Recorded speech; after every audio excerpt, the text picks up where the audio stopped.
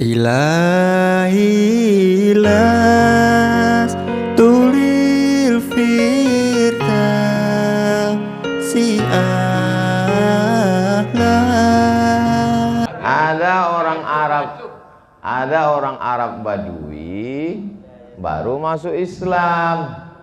Habis itu dia sholat Isya. Imamnya rakaat pertama baca surat Al-Baqarah. Habis itu rakaat kedua imamnya baca alam tara kaifa fa'ala rabbuka bi ashabil fil. Orang Arab Badui ini keluar dari sholat jamaah. Selesai sholat, kawannya nanya, kenapa kamu keluar dari rakaat kedua, kan sholatnya belum selesai? Li'annal fil akbar minal baqarah. Karena gajah lebih besar dari sapi. Disangkanya rakaat kedua itu ayatnya lebih panjang. Dia baru masuk Islam. Ini judulnya tertawa yang tertunda.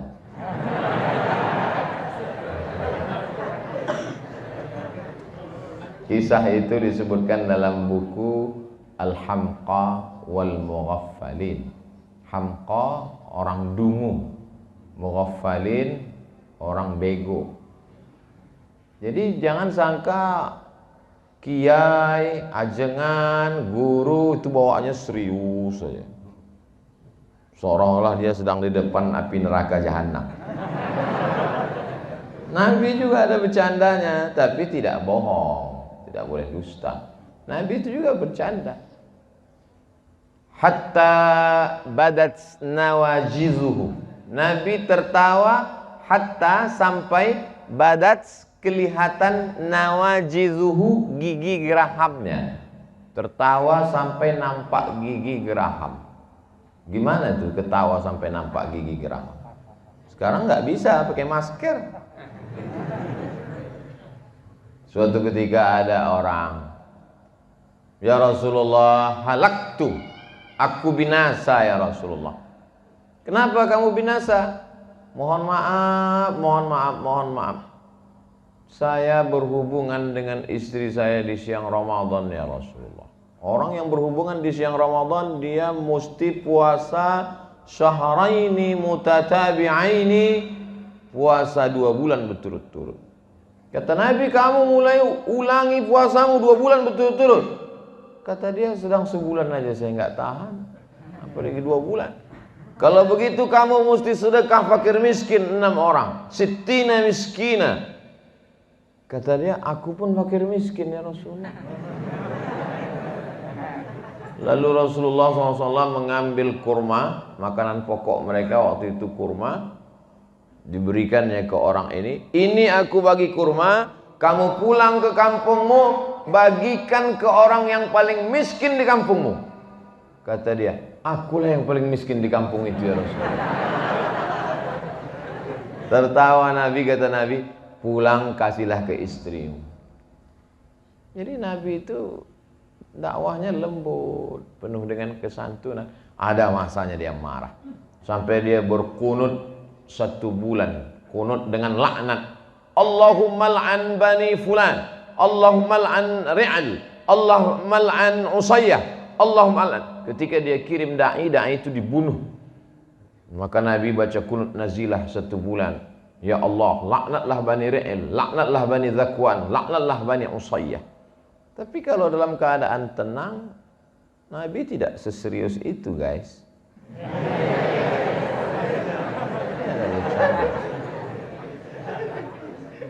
Taraktu fikum amraini, aku tinggalkan pada kamu 2 perkara.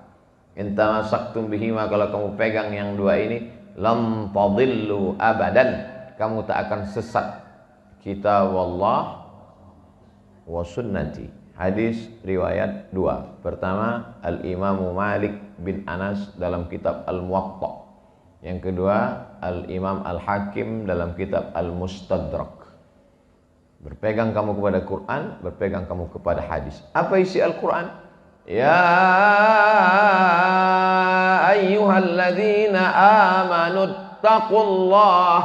Hai orang beriman, takutlah kamu kepada Allah. Tak cukup hanya iman dan takwa. Wabtaghu ilaihil wasilah. mesti ada wasilah. Jadi beruntunglah yang sudah mendaftar di Al-Wasilah.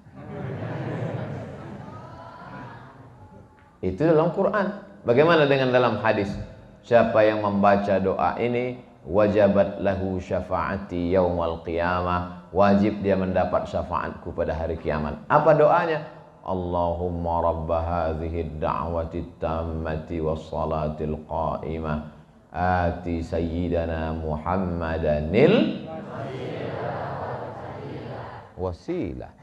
Al-Quran menyuruh kita berpegang kepada wasilah, hadis pun menyuruh wasilah. Lalu kenapa tidak mau datang ke Al-Wasilah? Allahu Akbar. Jadi kalau dalam masjid, kalau tangannya mau tepuk tangan, diganti ke mulut. Allahu Akbar. Hebat anak-anak wasilah. Zaman saya dulu waktu di pesantren, kalau ada ustadz ceramah, semuanya tawadhu.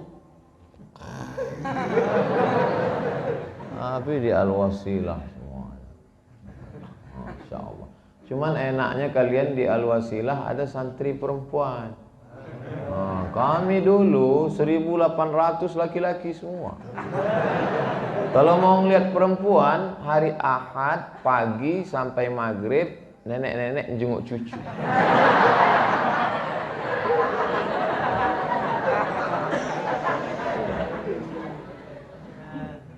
Kalau mau lihat tiap hari ada di dapur tukang masak. Tapi di Al-Wasilah nih Masya Allah, bangunannya cantik, adem, sejuk, rapi, makanannya enak.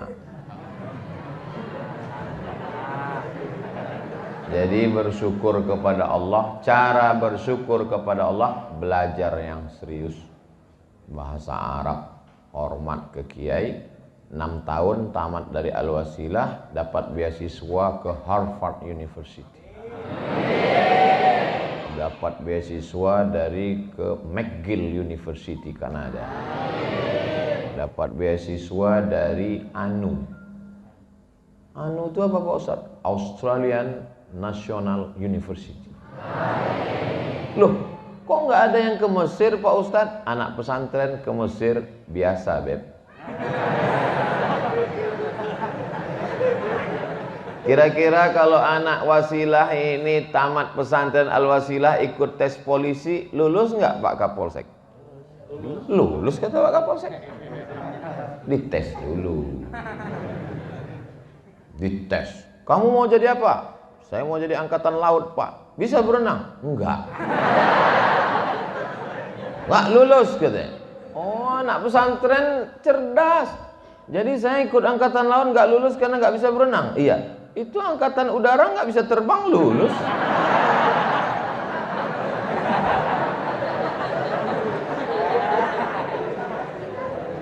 Dadanya sehat karena di pesantren tidak merokok.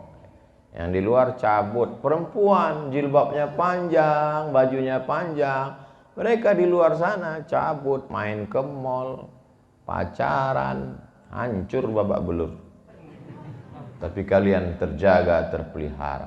Bersyukur, doakan pendiri pondok. Setiap sholat, pondok ini menjadi pondok yang menjadi tujuan anak-anak umat Islam. 200 santrinya bisa ditanggung gratis makan, minum. Di tempat lain batuk aja bayar. 3.000. Kalian bisa luar biasa. Maka bersyukur, ini nikmat besar. Wa amma bi ni'mati rabbika fahadits. Nikmat. Pergilah kalian ke kota-kota besar, Jakarta, Bandung, Surabaya, Bogor, di lampu merah orang jualan tisu. Mereka jualan tisu bukan mau beli mobil, bukan mau kaya, mau makan. Tidak bisa sekolah. Kalian bisa sekolah. Syukur. Ini anak-anak sudah bersyukur Pak Ustadz. Alhamdulillah. Yang sudah diceramai tidak juga bersyukur, ikat, campakkan ke laut. Tak ada guna dia hidup, buat semak-semak dunianya. Sadis Ustadz ini ya. Itu tidak sadis, itu namanya memberi motivasi. Saya kira pesantren Al-Wasilah tak punya masalah. Masalah dia adalah terlalu banyak yang daftar sampai dia tidak punya tanah. Maka hai tuan-tuan baron, tuan-tuan takur yang banyak punya tanah, memangnya kau mau mati ruang kuburmu selebar lapangan sepak bola? Serahkanlah tanahmu ke pesantren Al-Wasilah supaya kau mendapat amal jariah mengalir. Kau yang kaya, tanahmu luas, tidak mau mewakafkan tanah, akhirnya kau mati, tanah itu dijual istrimu, dia nikah dengan brownies. Akhirnya kau mati dimakan cacing tanah. Tapi kalau kau wakafkan ke Al-Wasilah, pagi, petang, siang dan malam mereka baca Quran, mengalir pahalanya. Saya sedang makan tadi, saya dengar Allahumma arhamna bil Quran. Itu dari sini tadi suara. Asli. Di tempat lain flash disk.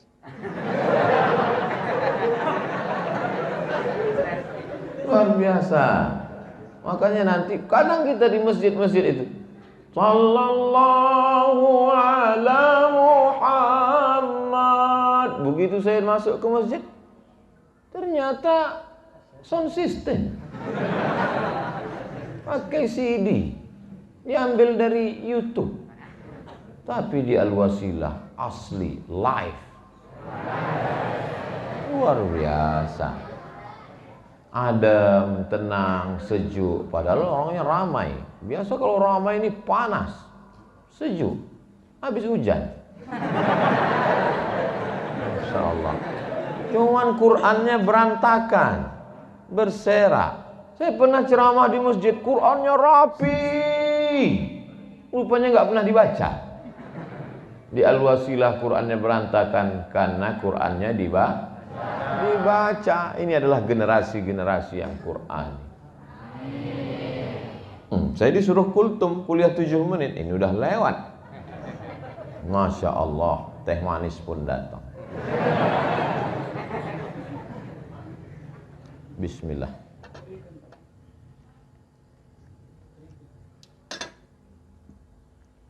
Kenapa di Jawa Barat itu tehnya tidak dikasih gula? Why? Pernah saya tanya itu, kenapa di Jawa Barat teh? Dijawab mereka, karena orangnya manis-manis.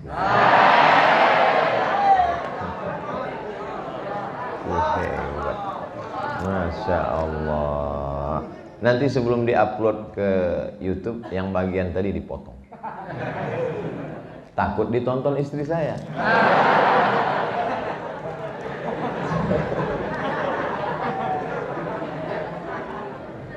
Kalian tidak usah pikirkan yang itu. Kalian belajar saja yang serius. Tamat dari Al-Wasilah, S1, S2, S3, S-Doger, S-Cendol. Setelah kalian kaya raya, sukses, bisnismen, jadi kapolsek, jadi polisi, jadi tentara, maka insya Allah bingung kalian untuk memilih mana yang akan kalian nikahi, saking banyaknya yang daftar. Saya biarpun sudah tua begini, masih banyak tuh yang nulis di komen-komen, Ustadz jadikan aku yang kedua, katanya. Padahal saya udah nikah, padahal saya sudah tua. Apalagi kalian yang ganteng-ganteng ini kan? Betul nggak? Jadi tak usah kalian pikir-pikirkan itu, tak usah. Yang penting kalian serius saja belajar. Bahasa Arab, bahasa Inggris, bahasa Arab, bahasa Inggris, bahasa Arab, bahasa Inggris. Pulang ke rumah ditanya, kunaon ya teh? Nggak tahu, sudah lupa. Tetap bahasa kita, bahasa ibu kita. Jangan pulang kampung bicara dengan orang kampung pakai bahasa langit.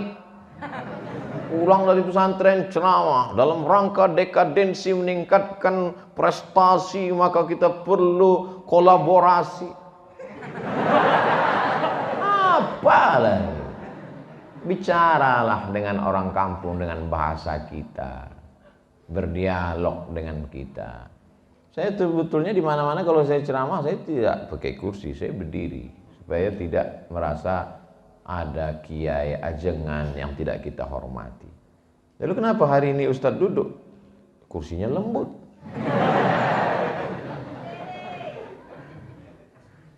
Tak boleh nyuruh Ustadz berdiri. Yang boleh itu Ustadz yang nyuruh santri berdiri. Berdiri. Masya Allah. Maksud saya Masya Allah itu ternyata saya salah pakai sorban. Mestinya tadi pakai warna. Tapi itulah indahnya warna-warni.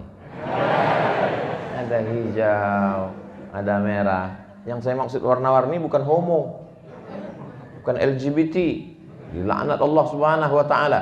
Luruskan pikiran, serius belajar, berprestasi. Saya mau ke Mesir Pak Ustadz, berangkat ke Mesir. Kamu? Saya nggak tertarik ke Mesir Pak Ustadz. Terus saya mau bercocok tanam, masuk IPB Bogor. Saya masuk teknik Pak Ustadz, ITB.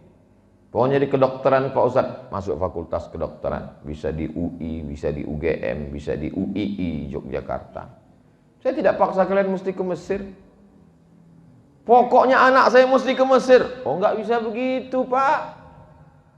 Kalau kau paksa dia ke Mesir, dia tidak mau ke Mesir, nanti dia pulang bukan jadi dia Nabi Musa, jadi Fir'aun dia.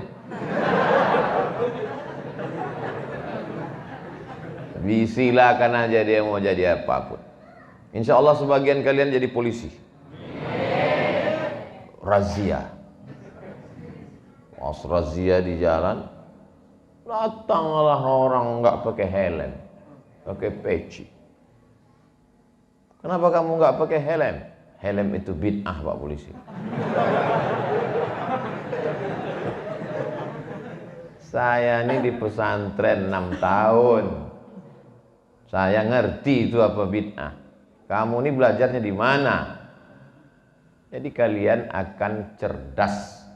Ditempatkan di suatu kampung sebagai kapolsek. Amin. Amin. Kelahi di masjid gara-gara jenggot. Yang satu mengatakan, kamu berjenggot seperti kambing. Yang satu lagi ngamuk, kamu nggak pakai jenggot, nggak berkumis, seperti anjing. Akhirnya anjing sama kambing kelahi, yang ketawa babi. Maka datanglah Bapak Kapolsek yang lulusan pesantren. Berjenggot itu sunnah, tapi tidak berjenggot juga tidak apa-apa, karena ini termasuk masalah khilafiyah. Menjaga ukhuwah itu yang wajib. Udah aman, damai. Dah kambing sama anjing salaman. Akhirnya aman, damai. Yang mendamaikan polisi. Kenapa dia mengerti agama? Karena dia tamat pesantren. Jadi kalian selesai pulang ke kampung menyelesaikan masalah kampung, bukan nambah masalah. Alhamdulillah Pak Ustadz, di kampung kami dulu nggak ada masalah, tapi sejak pesantren dari Al-Wasilah pulang kacau kami. Bukan itu yang kita inginkan. Nampaknya panitia sudah gini-gini, waktu sudah habis. Akhirnya waktu juga yang memisahkan kita. Menangkap puyuh di Bukit Selasih. Thank you dan terima kasih.